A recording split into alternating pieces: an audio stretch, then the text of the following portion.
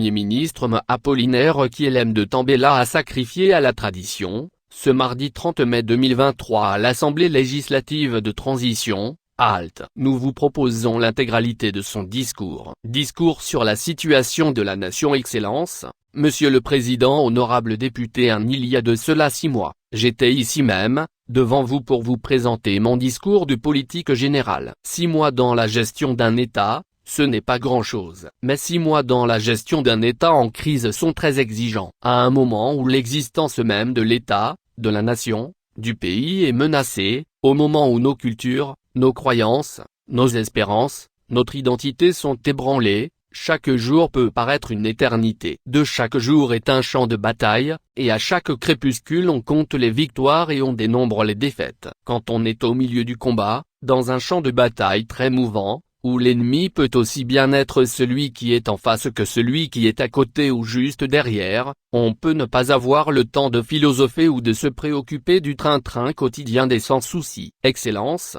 Monsieur le Président. 3. Vous avez souvent été à nos côtés. Vous êtes un témoin privilégié de l'engagement du président de la transition et du gouvernement dans ce combat que nous menons pour que le Burkina retrouve son intégrité, pour que les Burkinabés retrouvent, non seulement la paix, mais aussi la joie de vivre dans la prospérité, dans un pays sécurisé, envié et enviable. 4. Nous avons passé des nuits sans sommeil, secoués par les multiples soubresauts qui nous parviennent des 4 coins du pays. Dans le même temps, il nous a fallu revisiter tous les secteurs de l'État, frapper à beaucoup de portes pour, dans un premier temps, trouver une esquisse de solution à l'insécurité, faire face à la crise humanitaire, et ensuite jeter les bases pour une réconciliation et une refondation consensuelle de la société, sans oublier les autres secteurs de l'État, de la lutte contre l'insécurité et pour l'intégrité territoriale. 5. La victoire contre les bandits armés qui infestent le pays ne pouvait se faire sans une réorganisation des forces de défense et de sécurité, et sans l'acquisition des équipements adéquats, non seulement contre les bandits armés, mais aussi contre tous ceux qui s'avéreraient être leur soutien, à quelque niveau que ce soit. 6. Dans la réorganisation des forces de défense et de sécurité, pour un meilleur maillage du territoire, il a été créé 3 autres régions militaires, portant le nombre à 6 régions militaires. Il a été créé 6 bataillons d'intervention rapide, BIR, 6 légions de gendarmerie, 2 nouvelles bases aériennes. Nous avons procédé au recrutement de 6,000 soldats, et de 5,000 autres en cours actuellement. Il a enfin été procédé au recrutement de 50,000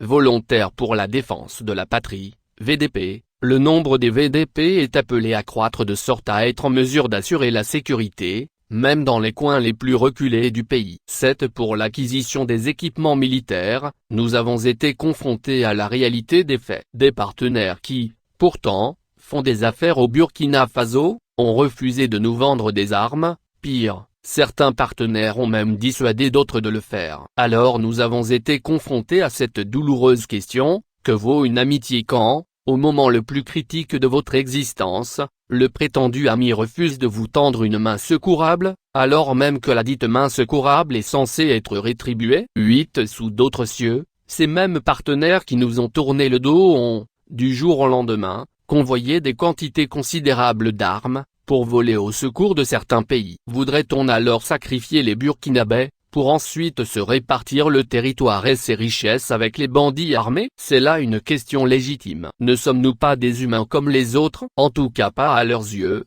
tel qu'on le constate. Au-delà du Burkina Faso, les Africains doivent apprendre à se poser les vraies questions quant à leur relation avec le reste du monde. 9. Pour notre part, très vite nous avons compris que le salut du pays réside dans la diversification des partenariats. Nous avons compris qu'il fallait aller, au besoin au-delà de l'horizon, pour explorer de nouvelles pistes, non seulement pour la survie du pays, mais aussi pour l'émancipation de nos populations. Cela nous a conduit au renforcement de nos relations avec la Russie, la Chine, la Turquie, l'Iran, la Corée du Nord, le Venezuela. 10. Les discussions se poursuivent avec d'autres pays. Il nous faut avoir une diplomatie à la fois réaliste et conquérante. Je saisis cette opportunité pour traduire toute ma reconnaissance aux autorités de la Fédération de Russie qui nous ont réservé un accueil chaleureux lors de notre passage à Moscou. Je salue également la République populaire de Chine pour son engagement à nos côtés en ces moments difficiles. Je salue la Turquie qui ne ménage aucun effort pour nous soutenir. Bien que ce pays ait connu récemment des catastrophes naturelles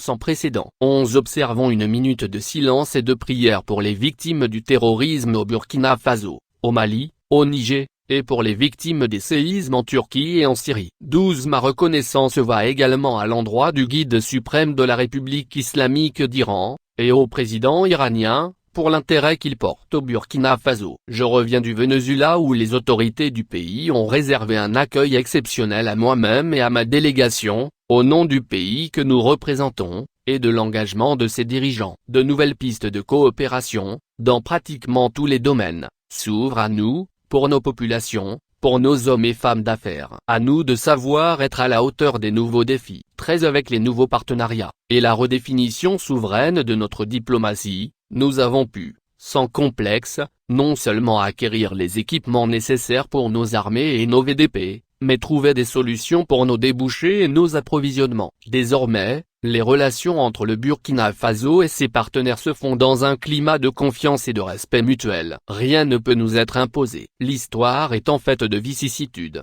Peut-être qu'un jour le Burkina Faso se soumettra encore au diktat de quelques puissances étrangères. Mais, ce sera après nous, pas avec nous. Nous pouvons nous tromper, mais nous agirons toujours en toute souveraineté, à l'aune des intérêts du Burkina Faso. 14. Une précision est nécessaire. Quand le capitaine Ibrahim Traoré est arrivé au pouvoir, il s'est trouvé confronté à la réalité. Il n'est pas exagéré de dire que le pays n'avait pas une armée digne des défis du moment. Non seulement les effectifs étaient réduits par rapport aux défis à relever, mais la motivation des forces combattantes était affaiblie par manque de leadership. 15. En outre, les éléments qu'on envoyait sur les champs de bataille, parfois ne se connaissaient même pas. Dans la même unité, personne ne savait de quoi l'autre était capable. Il était donc difficile de parler de complicité et de coordination pour des objectifs déterminés. De surcroît, l'armement faisait défaut, et le stock disponible était mal entretenu et mal géré. La situation était telle qu'il n'y avait qu'une arme individuelle pour 3, parfois pour 5 dans l'armée,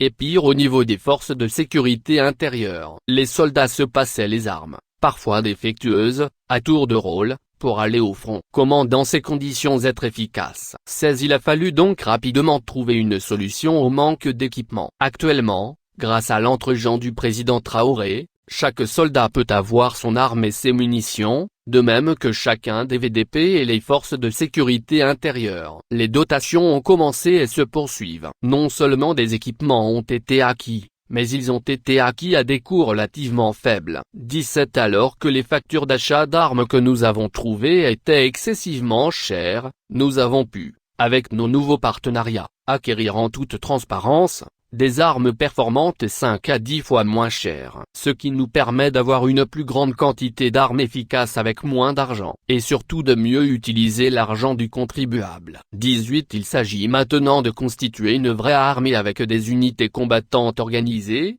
composées d'éléments qui se connaissent, qui connaissent les forces et les faiblesses des uns et des autres, qui savent à quel moment on peut avoir recours à un tel plutôt qu'à tel autre. Des unités qui vont fonctionner en parfaite complicité pour des objectifs partagés. 19. La machine est déjà en marche. De ce fait, personne aujourd'hui, à moins d'avoir perdu le sens des réalités, ne peut nier l'évidence. La peur a changé de camp. Les bandits armés reculent partout sur le territoire où nos forces combattantes mettent le pied. Qu'ils se le tiennent pour dit, la puissance de feu de notre armée va encore croître, et même de façon exponentielle, une fois que toutes les commandes auront été livrées. Il faudra qu'à l'avenir, le Burkina devienne une citadelle imprenable pour tous ceux qui rêveraient de porter atteinte à son intégrité, à sa sécurité et à sa souveraineté. Il reviendra aussi aux Burkinabés de savoir protéger et défendre leur armée, de ne plus permettre qu'un autre régime, sous quelque prétexte que ce soit, procèdent au démantèlement de leur armée. 20 Ce sont les épreuves qui fortifient les nations. Toutes les grandes nations sont passées par des épreuves qui ont renforcé en eux le désir de rester ensemble. Ces épreuves que nous vivons ne doivent pas être perçues comme une fatalité. Elles doivent plutôt nous fortifier et faire de nous une grande nation. Le terrorisme qui nous a été imposé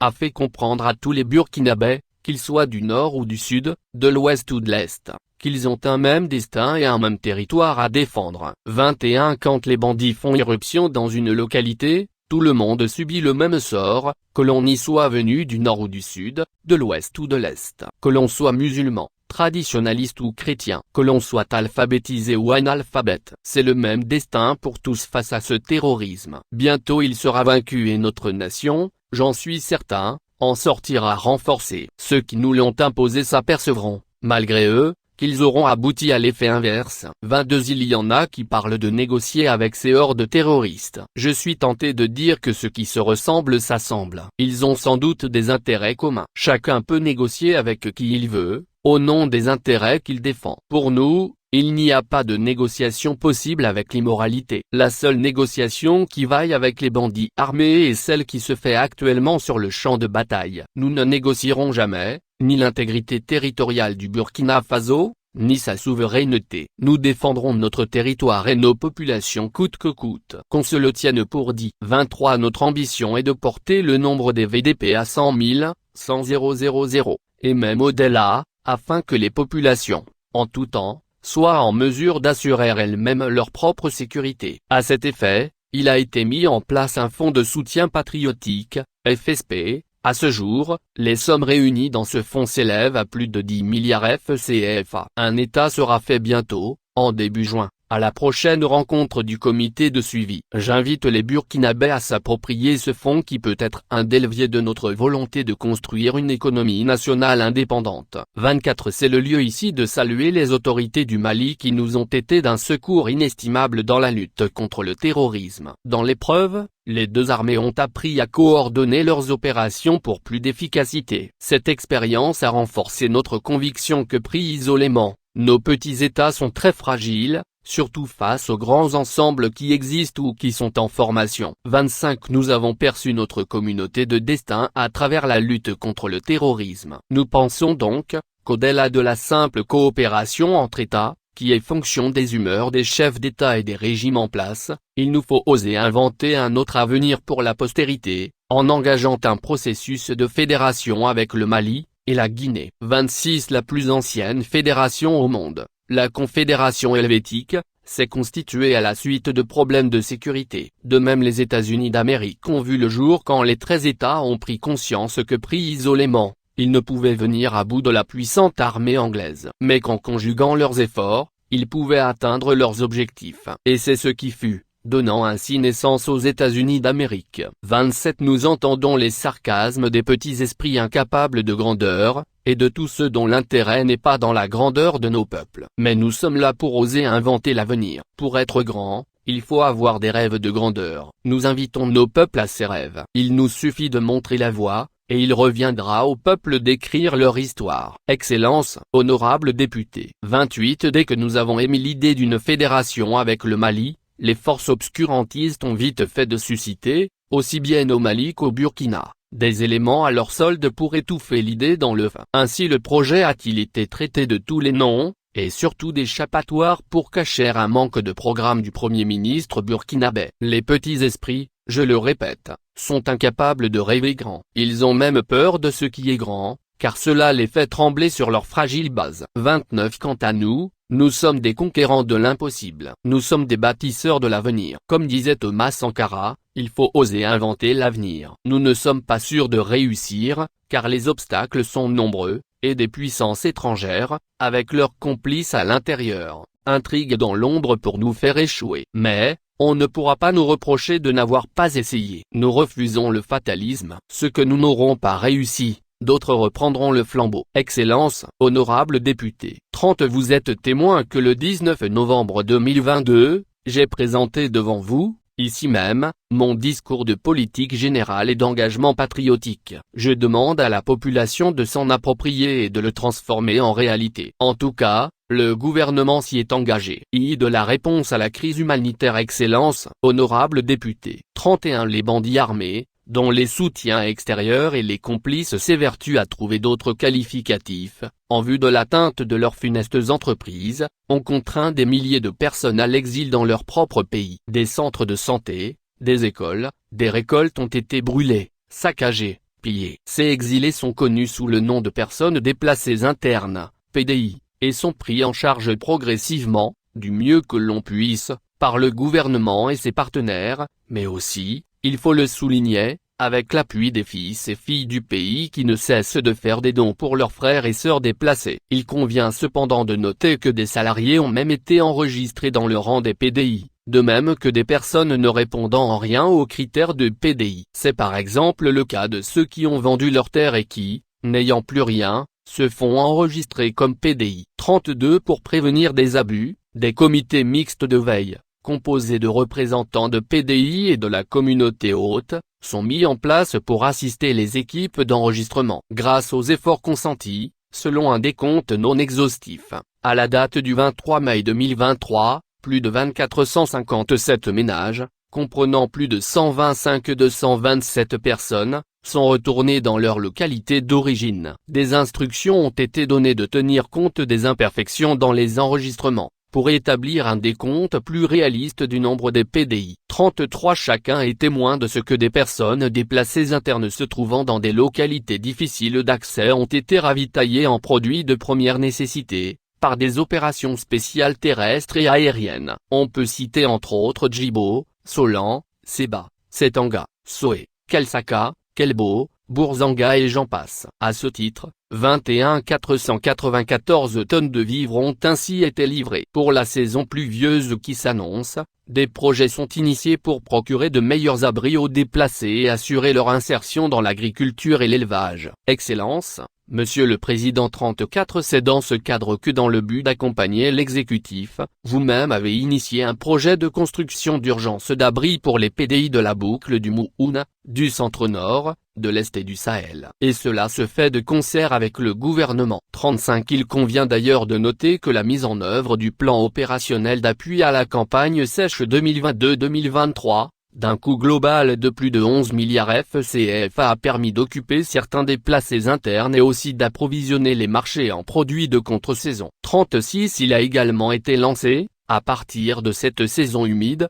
l'initiative présidentielle pour la production agricole. Elle englobe plusieurs projets qui vont impliquer, non seulement les forces de défense et de sécurité et les volontaires pour la défense de la patrie, pour la production et la sécurisation des sites, mais aussi les PDI, les populations hautes, et le milieu carcéral. À ce titre, plusieurs sites ont été identifiés, et les travaux ont déjà commencé pour la mise en valeur de plus de 11 000 hectares. Les aménagements sont prévus pour assurer également la production irriguée en saison sèche. 37 Dans le cadre de l'exécution du plan de réponse et de soutien aux personnes vulnérables à l'insécurité alimentaire et à la malnutrition, d'un coût de 238 milliards FCFA, le gouvernement a apporté assistance à plus de 3 millions de personnes grâce à un financement cumulé de l'État et des partenaires humanitaires. 38 En ce qui concerne les élèves affectés par le terrorisme, l'exécution de la stratégie d'éducation en situation d'urgence a permis la rescolarisation de nombreux élèves déplacés internes,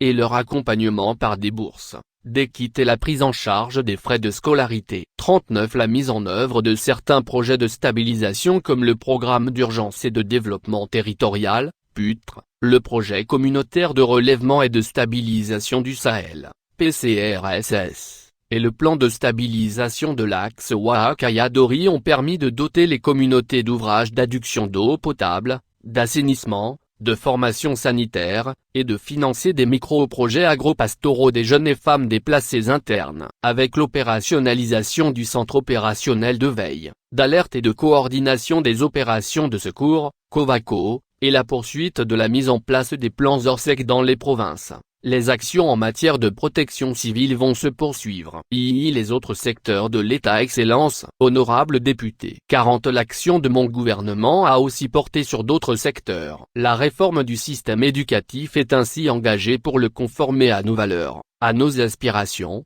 et au modèle de société qui nous convient, et ce, dans l'esprit du discours de politique générale, d'orientation et d'engagement patriotique. C'est actuellement le cheval de bataille des ministres de l'Éducation nationale en charge de la formation professionnelle, et de celui en charge de l'enseignement supérieur. Vous n'ignorez pas l'ampleur de la tâche. Il faut former du personnel, recycler certains, concevoir des ouvrages, réadapter l'existant. Mais la volonté y est. Malgré la rareté des moyens financiers dont l'essentiel est orienté vers la formation du personnel de combat et l'acquisition de matériel de combat. 41 pour ce qui est de la justice, le palais de justice de Bobo-Dioulasso qui avait été saccagé lors de l'insurrection populaire de 2014 est en réfection, et nous pensons le remettre bientôt à la disposition des justiciables. Des locaux ont été trouvés pour le fonctionnement de la cour administrative d'appel de Ouagadougou, et un nouveau bâtiment est en chantier pour accroître les capacités de la cour d'appel de Ouagadougou. Nous étudions la possibilité de la mise en place d'une forme de justice communautaire, pour désengorger les tribunaux, et rendre la justice plus accessible. 42 La lutte pour la bonne gouvernance et contre la corruption est engagée. Il est difficile de contester la volonté du gouvernement sur ce point. Ceux qui pensent que la lutte contre la corruption n'est pas engagée, ou qu'il y a des corrompus en liberté sont vivement invités à apporter leur concours. Ils peuvent saisir les institutions de l'État, et même la primature qui fera suivre, si elle estime les éléments assez sérieux. 43 Nous recevons des plaintes et des dénonciations, souvent anonymes, ce qui ne permet pas de contacter les auteurs pour d'éventuels éclaircissements. Il ne s'agit pas d'imaginer ou de supposer des faits de corruption, mais d'apporter les preuves pouvant permettre à la justice de faire son travail. Chacun sait que seules des preuves ou des indices sérieux et concordants permettent de mettre quelqu'un en cause sans tomber dans l'arbitraire. Dans ce domaine nous attendons donc la contribution de tous. 44 Dans le cadre de la réduction du train de vie de l'État, nous avons voulu commencer par le sommet de l'État pour donner l'exemple. Ainsi, le chef de l'État a renoncé à son traitement mensuel pour ne conserver que son traitement de capitaine. Cette décision il l'a prise avant même la formation du premier gouvernement. Les ministres ont renoncé à la moitié de leur traitement en revenant sur la rémunération antérieure à l'augmentation opérée sous le régime du président Damiba. En outre, sur le premier mois, 50% du traitement de chaque ministre a été reversé au fonds de soutien à la patrie. En outre, tout au long de cette année, chaque ministre a décidé librement de reverser un pourcentage de son traitement au fonds de soutien patriotique. L'ensemble des mesures préconisées dans le cadre de la réduction du train de vie de l'État ont permis jusque-là une économie d'environ 22 milliards de francs. 45 Dans le domaine de la santé, il faut souligner la réouverture du centre de radiothérapie qui avait été fermé pour des motifs qui nous échappent. Il y est prévu la gratuité des soins pour une catégorie de malades. La construction de l'hôpital de référence de Bobo-Dioulasso est entamée avec les partenaires chinois et assez avancée. Le financement de la construction de l'hôpital de Gawa est acquis, et celui de Fadan Gourma est en phase d'être bouclé. Le recrutement de 15 000 agents de santé communautaire contribuera à l'amélioration de la santé à la base. 46 Au niveau des infrastructures routières, outre les travaux de réhabilitation ou de bitumage en cours ou déjà réalisés, un maillage du territoire en route bitumée est en projet avancé. L'objectif est de rendre tous les centres importants accessibles pour faciliter la circulation des biens et des personnes. Il sera question pour nous de faire du bitume en multicouche capable de résister au temps. 47 Nous avons ainsi en vue la route Gouongué-Fada frontière du Niger qui, pour faciliter le trafic, sera sans doute d'abord réhabilitée, avant d'être entièrement reprise de façon définitive. Il y a aussi, entre autres, les routes Fada-Bogandé, Tougan-Lanfeuillera, Koudougou-Solanzo, Dorigorom, Zorgo-Mégué, Gawa-Bassié, Ouaigouya-Djibo, Kaloar-Tanga-Boulsa, Nandé-Kourouma qui devront être bitumés. Les négociations sont en cours avec nos partenaires chinois pour le financement du tronçon Banfora-Gawa. La route d'Oriseba est aussi à l'étude. Nous avons également vu la réhabilitation des tronçons Padano-Diebougou et Bobo-Orodara dont les travaux sont déjà en cours. 48 Des travaux sont prévus à Ouagadougou et à Bobo-Dioulasso pour fluidifier le trafic. À titre d'exemple, Toutes les voies de sortie de Ouagadougou sont concernées et seront élargies en 2x2 voies là où ce n'est pas le cas. Les travaux ont déjà commencé sur la sortie et de Ouagadougou. 2 mini-échangeurs dans les principaux carrefours de Ouagadougou sont à l'étude. Plusieurs infrastructures du même type sont en étude à Bobo-Dioulasso pour soulager les usagers. 49 dans le domaine des transports, l'étude du projet de chemin de fer Bobo-Dioulasso-Sikasso est engagée, ainsi que d'autres lignes à travers le pays. Nous ne perdons pas de vue la ligne Accra-Ouagadougou, de même que celle de Lomé-Ouagadougou. Les Ghanéens et les Togolais y sont aussi intéressés. 50 L'aéroport de Bobo-Dioulasso est maintenant fonctionnel 24h/24, et répond aux normes internationales. Des études sont en cours pour en faire un grand aéroport de référence en Afrique de l'Ouest. Nous cherchons aussi à trouver une solution durable pour Air Burkina. Nous sommes également en pourparlers avec d'autres compagnies aériennes. Nous explorons toutes les possibilités pour un meilleur désenclavement et un meilleur rayonnement du Burkina Faso. 51 Pour l'affirmation de notre identité,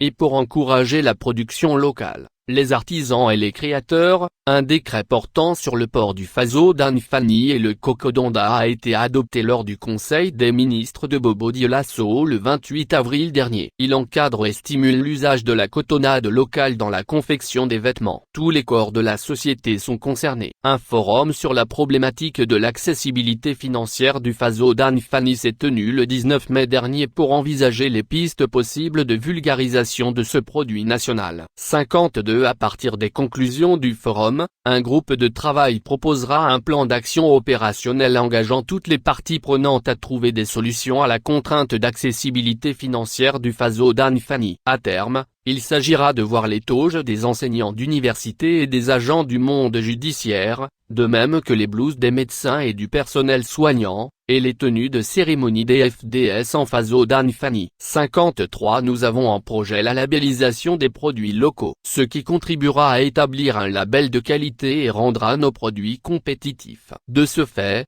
les produits étrangers similaires qui ne correspondraient pas à ce label de qualité ne seront pas acceptés. Nos produits seront ainsi mieux protégés. 54 En matière immobilière, une loi sur la promotion immobilière est en discussion au niveau de votre assemblée. Elle vise à réorganiser le secteur en y mettant de l'ordre, en redéfinissant sa mission. Nul ne peut contester que nos villes, surtout les plus grandes comme Ouagadougou et Bobo-Dioulasso s'étendent à l'infini, ce qui rend difficile toute maîtrise de leur développement, de leur assainissement, et de leur encadrement. Si l'extension des villes n'est pas maîtrisée, bientôt il n'y aura plus d'espace pour l'agriculture, pour l'élevage, pour l'environnement. Il est temps de comprendre qu'il faut construire en hauteur et contribuer ainsi à l'amélioration du cadre de vie en rendant plus accessibles les commodités essentielles comme l'eau courante, l'électricité et la voirie. 55 Dans les ressources minières, le gouvernement a déjà facilité l'implantation d'une unité de transformation sur place des déchets miniers, appelée charbon fin. L'objectif à court terme est de construire une raffinerie d'or afin que l'or extrait puisse être traité sur place. Un contrôle effectif doit être effectué afin que l'on sache la quantité exacte d'or produite par an. Nous étudions des mesures contre la contrebande de l'or. Les produits de l'orpaillage ont souvent tendance à traverser les frontières pour se retrouver dans l'escarcelle de pays voisins. 56 En ce qui concerne l'entrepreneuriat des jeunes et l'emploi, plusieurs mesures sont prises. L'un des faits marquants est la création de l'Agence pour la promotion de l'entrepreneuriat communautaire, APEC, qui propose un mécanisme de financement basé sur l'actionnariat populaire, pour pallier les défaillances du système financier, et contribuer à développer des unités de transformation des produits locaux. 57 Des réformes portant mesures d'incitation fiscale et douanière, au profit des petites et moyennes entreprises, PME, sont également en cours. Ces mesures permettront, entre autres, d'inciter à la création d'entreprises, à la formalisation des entreprises, à l'auto-emploi des jeunes et la création d'emplois, et aussi de renforcer la compétitivité et la capacité de production des PME burkinabais, et d'améliorer la viabilité de ces PME. 58 Le président de la transition, chef de l'État, a profité de son récent passage à Fadane Gourma pour lancer l'initiative Bureau Bilan de Compétences et Accompagnement, BCA, au sein des institutions d'enseignement supérieur et de recherche. 59 En fin avril à Bobo-Dioulasso, le chef de l'État a lancé une initiative présidentielle de soutien à l'emploi des jeunes et des femmes par la promotion de l'entrepreneuriat agro-sylvo-pastoral. L'objectif est d'inciter la jeunesse à s'investir dans l'entrepreneuriat agricole dans toutes les régions du pays. Yves de la Réconciliation nationale et de la refondation de l'État, honorable député 60 comme l'on dit, quand on a un bon